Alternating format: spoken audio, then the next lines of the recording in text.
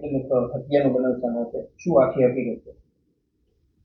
ગઈકાલે 29 તારીખના સવારે 7:30 વાગ્યા આસપાસ પોલીસ કંટ્રોલ રૂમમાં એક ભરતભાઈ કરીને છે એમનો ફોન આવ્યો કે મારા મિત્રએ મને જાણ કરી છે કે એણે મતલબ કે ભરતભાઈના મિત્રએ પોતાની માતાને ગળે ટૂંકો દઈ અને એનું મૃત્યુ નિપજાવેલ છે. આ બાબતનો કંટ્રોલમાં કોલ આવેલ, જેથી પોલીસ સ્ટેશનની ટીમ તાત્કાલિક સ્થળે પહોંચી અને ત્યાં 108ને પણ કોઈએ કોલ કરી દીધેલો, 108 પણ હાજર હતી અને એક ડેડ બોડી જે મહિલા છે મરણ જનાર જ્યોતિબેન ગોસાઈ, એની ડેડ બોડી ત્યાં હતી. ડૉક્ટર શ્રી છે એમણે એને મરણ જાહેર કરેલા.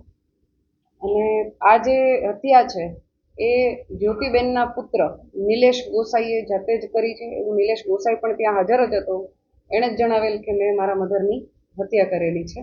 એના મધર છે એ માનસિક બીમાર રહેતા હોય અને નિલેશભાઈ એના ઉપર કંટ્રોલ ના કરી શકતા હોય એના વર્તન પર, એ બાબતે ગુસ્સો કરી અને નિલેશભાઈએ એની માતાનું મૃત્યુ નિપજાવેલ છે.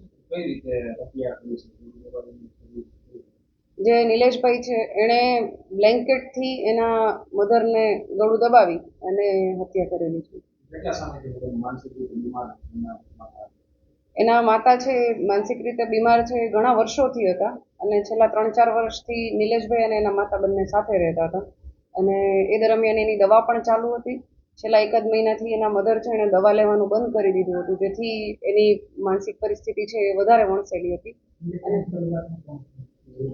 નિલેશભાઈ અને એના મધર આ બંને સાથે જ રહેતા, બંને એકલા જ રહે છે, અન્ય કોઈ એના પરિવારજનો એની સાથે કોઈ રહેતા નથી.